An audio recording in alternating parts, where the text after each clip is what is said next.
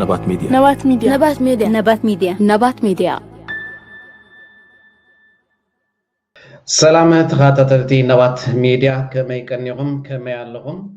أبززلهم سلامة عنا نعاكم يكون النابلنا لومون كم تلموت استفل عليه تحسها زلوا مدبات كلنا شير لايك سبسكرايب نكبر نادما نزي يوتيوب channel لابا معباي كل ذكرنا هنكبر دقيمنا دقاقيمنا نتوع بغتا نابتلومي عدالينا زلنا مدب كنبرينا سناي مكتتال كمزي أبا سألي تري وزلهم أبا زحلفة كل التمعالتات أبا كل العفار باسم عطقات ناي سلام حيلي بمبالة كابا تقراي زحاكولو عصبات ناي ود بشاشا زغن وتهدرات أبلعلي دك عنستيو عفار ناي تاوي عمد فتيما كمزنبرو سمعنان تخاتاتيلنا نيرنا ህዝቢ ዓፋር ድማ ነዘን ደቂ ኣንስትዮ ኣኪቦም ሓቲቶም መናለው እንታይ ከም ዝደልያ ብኸመይ ድማ እቲ ኣጋጣሚ ከም ዝተፈጥረ ሓቲቶም መናለው ብዝያዳ እቲ ቋንቋ ብዓፋር ስለዝኾነ ግን ንሓፈሻዊ ትሕዝቱ ዝነበሩና ሰባት ክንመለሰኩም ኢና እንታይ ከም ዝበልዎን መጀመርያ ግን ነታ ሕፅር ዝበለ ቪድዮ ንረኣያ أرمية يا فوتو أرمية أنا فوتو كوكايا عوا فوتو كمايا أتندح أنت أنا كوكايا يعني كدو إنجلي إيش يولا فوتو كوكايا عوا أنا ما حني قادي كور شنو ما هاي اشتاق تناول دوت يا عقل إن جديد طبعا أكيد يوفر عنقرة تري ما حب حب حب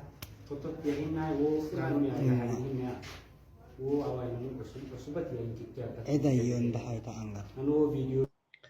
እዚአን ትሪእወን ዘለኹም እየን እተን ደቂ ኣንስትዮ ኣብ ልዕሊ እዘን ደቂ ኣንስትዮ እዚኣተን እየን ብዘይ ፍታውን ብዘይ ድሌተን ፀታዊ ምትንኻፍ እናገበሩ ሕማቕ ዝገብርዎን ዝነበሩ ደቂ ኣንስትዮ እዚአን እየን እንታይ ዓይነት ፍፃሜታት ድማ ኣብ ልዕሊአን በፂሑ ባዕሎም እቶም ህዝቢ ይሓትወን ኣለው እንታይ ከም ዝደልያ እውን ተሓቲተን ነይረን ብዘይ ፍታውና ብዘይ ድሌትና ኣብ ልዕሊና ዝገበርዎ ዓመፅን ብዘይ ፍታውና ድማ ስእልና ካብ ባህልናን ክብርናን ወፃኢ ናብ ሕብረተሰብ ዓለም ፋሕ ስለ ዘበልዎ እውን በዚ እውን ክሕተቱልና ከም ዘለዎ ብምባልን ሓበሬታ ሂበን ዘለዋ ብዝተኻለ መጠን ድማ ህዝቢ ዓፋር ነዚኦም ፀየቕቲ ባህሊ ነዚኦም ዘረግቲ ሰላም እዚኣቶም ፀራሪቡ ካብቲ ናቱ ዞባ ካብቲ ናቱ ክልል ከውፅኦም ጥራይ እዩ ዘለዎም ምክንያቱ እዚኦም ፀዋዕቲ ሽግር ሒዞምልኩም ጥራዮም ክመፁ ዝኽእሉ ካልእ ወላ ሓንቲ ከምፅልኩም ኣይክእሉን እዮም ኣብ ኢትዮጵያ ሓደ መንእሰይ ብፋስ ኢዱ ከም ዝተቆርፀ ርኢና ነርና እቲ ነዚ ሓደጋ እዚ ዝፈፀመ ሰብ ድማ ኣብ ትሕቲ ቀይዲ የእቲና የለና ብምባል ድራማ ሰሪሖም ኣለው ተታሒዙ ኢሎም ኣምፅኦም ኣለው እዚ ትሰብ ይህንን ማድረጋችን ብቻዬን አይደለም ያው እዚህ ብናገር ልጁን ስለሌለ ማለት ነው አርጉ ተብለን አድርገናል ግን ማድረግ የለብንም ነበር ግን ትእዛዝ ነው ታዝዤ አድርጌያለሁ በቃ ፋኖ ላይ ነበርኩ ከዛ በቃ ፋኖ ላይ ያለው ነገር አስጠልቶ መንጣት ጥሩ ነው እሱ ማድረግ ጥሩ ነው ግን ይሄ የራስህ ወገን ራስህ ወንድም የራስህ ወንድም እንደው ጥላት እንኳን ተወክቶ የተማረከም እንደዛ ይደረግም አይደለም ተውና ወንድም የራስህ ወንድም የት ነው ሀገር አንተ ሸዋ የታይማን ይባላል ማል ሜዳ እዚያ ነበሩ ጋር ነበር መጀመሪያ አዲስ በክረምት ነበር እዛ አዲስ ገብቼ ወገሪ የሚባል ቦታ አለ አይ እናውቀዋለን እዛ ነበርኛ ስለምናውቀው በዛ ገባሁ ማለት ተከትለናቸው ነው ዞረን በዚህ መጣ ነው እኛ እዛው ነበር ከዛ እርስ በርስ ካሰግድ ጋር ወጋ ነበር እናውቃለን እርስ በርስ አንወጋም ብዬ አሰግድ ጋር አይደለም ደስ አበይ ጋር ኣብ ዝሓለፈ እዋናት እዚ ተማሪኹ ናይ ፋኖ ኣባል ዝነበረ ማሪኽናዮ ኣለና ብምባል ኣብዚ ማሕበራዊ ሚድያ እዚ ስርዓት ወዲ በሻሻ ኣምፅኦሞ ነይሮም ካብ ፋኖ ተማሪኹ ወይ ድማ ካብ ፋኖ ምስቶም ኢዶም ድሃቡ ናብ ሰራዊት ምክልኻል ኢዶም ሂቦም ብምባል ኣብቲ ናቶም ገጻት ማሕበራዊ ሚድያ ሽር ዝብልዎም ዝነበሩ እዮም ኣይ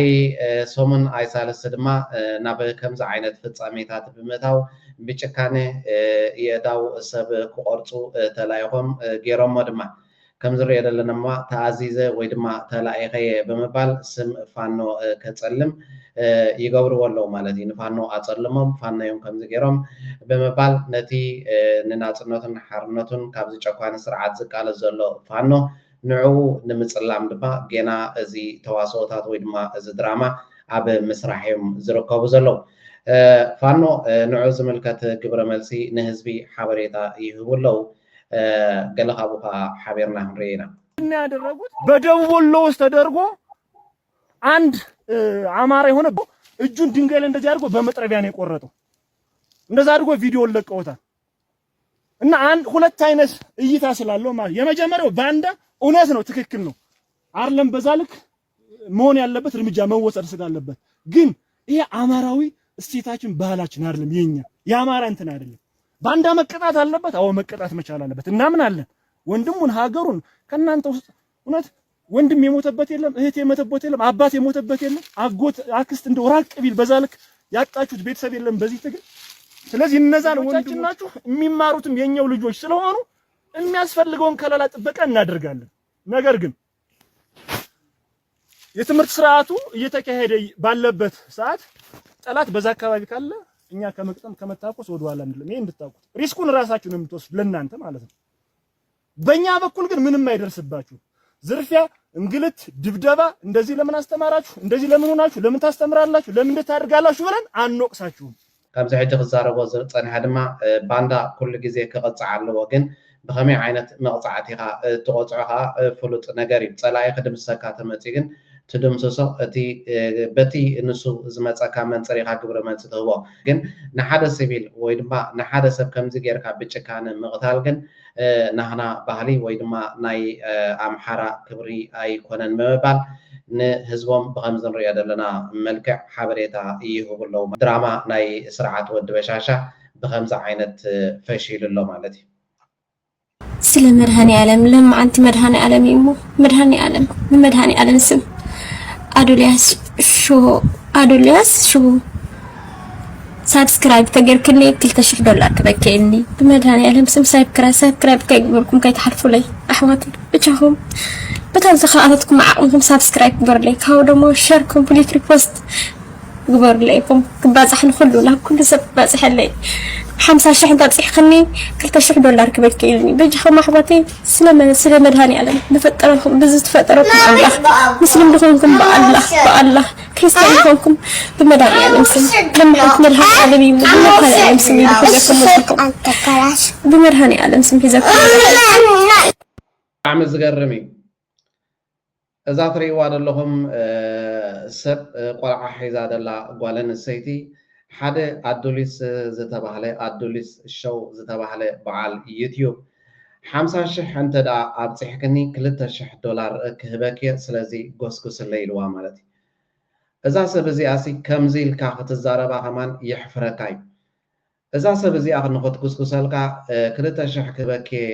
إلكا كمزيل محبرة وميديا كتل منالكا بتعميهم تحزنوا بتعميهم تدنقصوا يوتيوب انت علىكا خوينو انت حردا اب يوتيوب تسرح علىكا هونكا بمنصرتي انسخات صرحه زلقا ساعات تتركب انت خنون حراي بزس اي تخالن منالباتون ادفرتايز كغبرلكا وي موعوع كغبرلكا تدريخاون وين انا عبيت چانلات تحبابورن تبل وي دما نفلوطات سبات كمز غيركم با ادفرتايز موعوع كغبر ليتبل ጻማኹም ከዓ እዝን ክኸፍል ወይ ብኸምዝን ንሰማዕ ኢልካ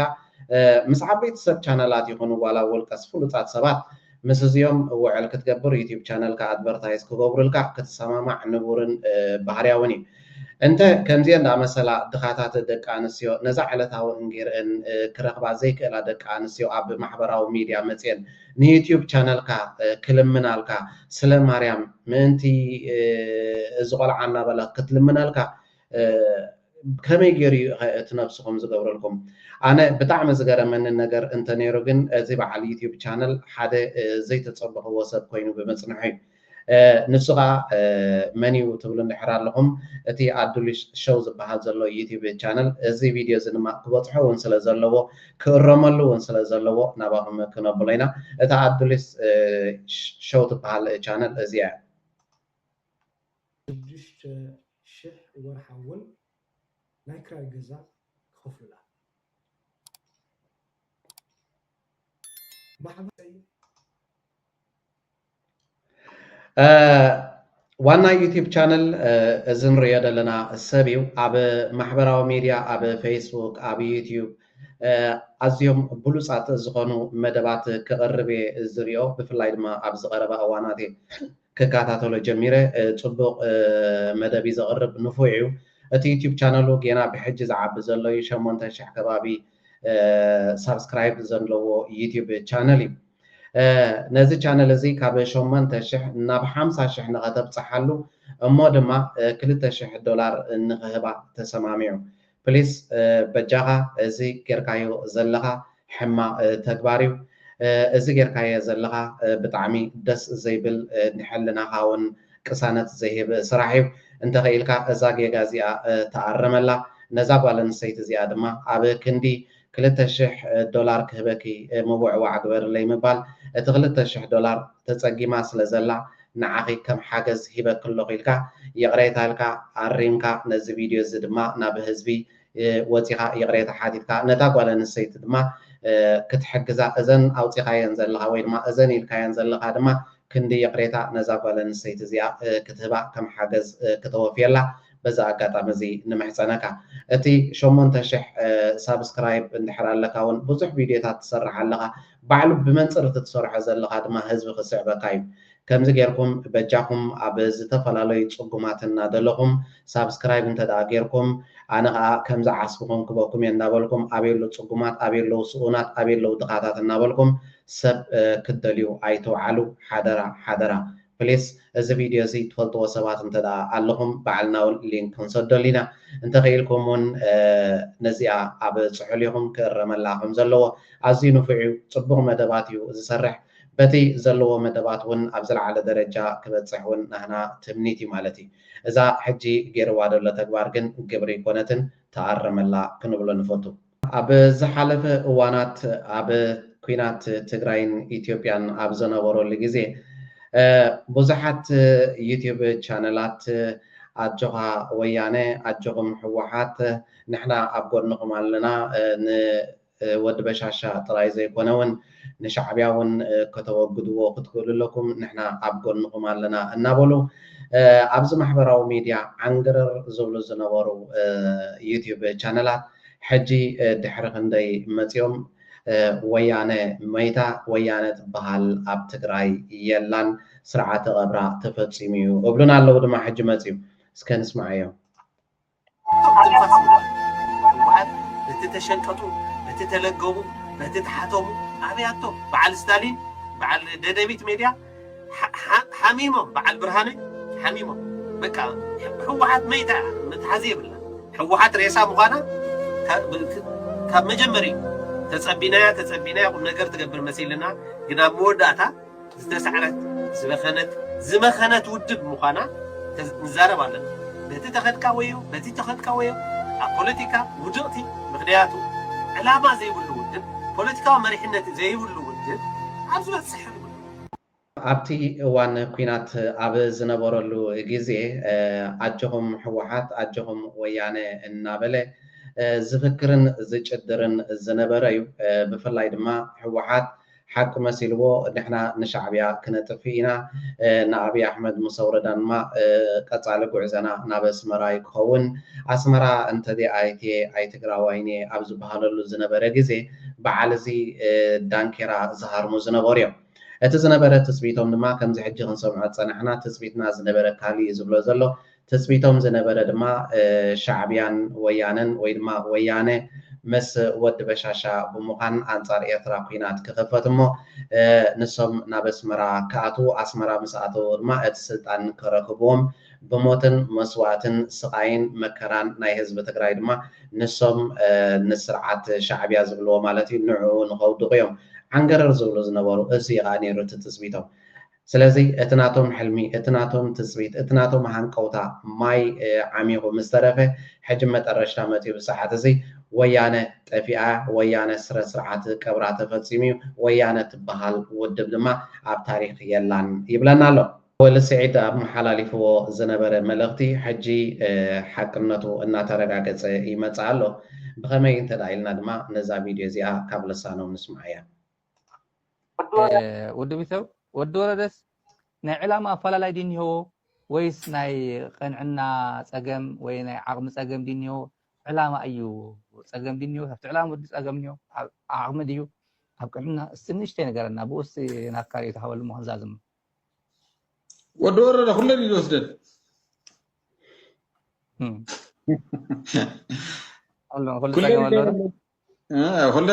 ኩለን ይወስደን እዩ ዝብል እምነት ኣለኒ ሕወሓት ቀስ ኣቢልካ እያ ትፈርስ ዝብል እቅድ ኣለዎ ሕወሓት ትፈርስ ዘላ ምዃና እንድሕሪ እቲ ካድረ እቲ ህዝቢ ትግራይ ወይ ክብል እዩ ስለዚ ሕወሓት ደረጃ ብደረጃ ኢኻ ተፍርሳ ቀስ ብቐስ ብዘይ ምሽኳል ንፃርቃን ንጌታቸው ንስኦም ተጋግዮም እዩ ናይ ወዲ ወረደ ኣጀንዳ ሰፊሕ እዩ እየ ዝብልዓኒ ሰፊሕ እዩ ብጣዕሚ ሓደገኛ እዩ ሕወሓት ጥራሕ ኣይኮነን ሰራዊት ትግራይ እውን ቀስ ኣቢልካ ኢኻ ተፍርሶ ቀስ ናበካ ሰራዊት እውን ተስፋ እናቆረፀ ኸይዱ ትገሊኡ ናይ ገዝኡ ጣጣ እውን ስለ ዘለዎ ናይ ገዝኡ ሽግር እውን ስለ ዘለዎ ገሊኡ ሓ ተስፋ እናቆረፀ እዩ ኮይኑ ሰራዊት ትግራይ ኣዛዝ ዝነበረ ሰብሲ ዘጥ ጭልስ ናብ ከምዚ ዓይነት ኣተሓሳስባ ክወርድ ንሕወሓት ይፅላእያ ድሓን ሕወሓት ይፅላእያ እቲ ሰራዊት ግን ክሻዕ ክንደዚ ክጭክነሉ ወይ ድማ ኣብ ሰራዊት ክንደዚ ዓይነት ስጉም ትወስድ ድማ ከምዚ ዓይነት ሽርሒ ክሰርሕ እንታይ እዩ ማለት ተስፋ ድዩ ቆሪፁ ኣሪጉ ድዩ ኢትዮጵያዊ እዩ ኢትዮጵያዊ ብሓፂሩ ማሕነግረካ ወዲ ወረደ ኢትዮጵያዊ እዩ ንብረቱ እውን ናብ ኣዲስ ኣበባ እዩ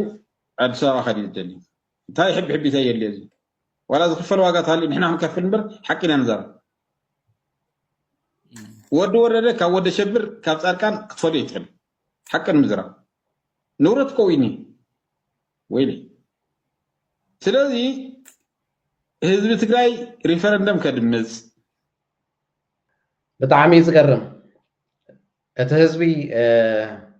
ብጣዕሚ ዘደንግፀካ ህዝቢ ትግራይ ዘዝመፁ ኣብ ስልጣን ዘዝደየቡ ክክሕድዎ ኣብ ስልጣን ዘዝመፁ ምስ ጎረባብቲ ከናቆትዎ ኣብ ስልጣን ዘዝመፁ ክሰርቅዎ ኣብ ስልጣን ዘዝመፁ ከደናግርዎ ኣብ ስልጣን ዘዝመፁ ድማ ድላዮም ክገብርዎ ክፃወትሉ ይነብሩ ብምዃኖም ብጣዕሚ ነቲ ህዝቢ ከም ህዝቢ የደንግፀካ ማለት እዩ ኣብ ዝሓለፈ እዋን ኣወል ስዒድ ኣተንቢህዎ ዝነበረ ድማ ሓቅነቱ እናተረጋገፀ መፅዩ ተጠንቀው ወዲ ወረደ ዝበሃል ለኪምኩም ክጠፍዩ ኣስተውዕልሉ ኢሉ ፈይ ኣቢሉሎም ነይሩ ሓንቲ መስመር ዘይትኸውን ፅሕፍቲ በለሳኑ ገይሩ ሸር ኢሉሎም ነይሩ እዛ ዘረባ እዚኣ ድማ ሕጂ ድሕሪ ግዜ ተግባራዊት ኮይና ንሪኣ ኣለና ወዲ ወረደ ዝበሃል እውን ሕጂ ልክዕ ከምቶም ዝሓለፉ ኣብ ኣዲስ ኣበባ ዓስኪሮም ዘለው ከደምቲ ኮይኖም ዘለው እዚ እውን መዓስ ብዘየገድስ ኣብ ዝቐረበ እዋናት ርሑ ጠቕሊሉ ናብ ኣዲስ ኣበባ ክኸይድ እዩ እዚኣ ሓዝዋ ርሑ ጠቕሊሉ ናብ ኣዲስ ኣበባ ክኸይድ እዩ ምክንያቱ በዛ ዝኸዳ ዘሎ ኣካይዳ እቲ ምስጢር እናፈለጥዎ ይኸዱ ስለ ዘለው ንሰራዊት ትግራይ ይኹን ነቲ ሕወሓት ዝበሃል ድማ ቀስ ብቀስ እናገበረ የንኩነን ይዕንወን ስለ ዘሎ ነዚ ከዓ ብኣግኡ ተረዲዮሞ ስለ ዘለው በሪህሎም ስለ ዝኾነ ድማ ዕጫ ናይ ጌታቸው ረዳ ክትረኽበያ ኣብ ቀረባ እዋናት እውን እሱ ናብ ኣዲስ ኣበባ ኢዱ ክህብ እዩ ኣብኡ ድማ ከም ከዳሙ ኮይኑ ዝቆፀረሉ ግዜ ክመፅእ እዩ ሎሚ ኣዳሊናያ ዝነበርና መደባት ነዚ ዝተኻተተልኩሞ ይመስል ነይሩ ኣብ ቀፃሊ ብካልእ ፍልይ ዝበለ መደባት ክሳብ ንራኸብ ኣብዚ ዘለኹሞ ሰላምን ጥዕናን ንዓኹም ይኹን ነባት ሚድያ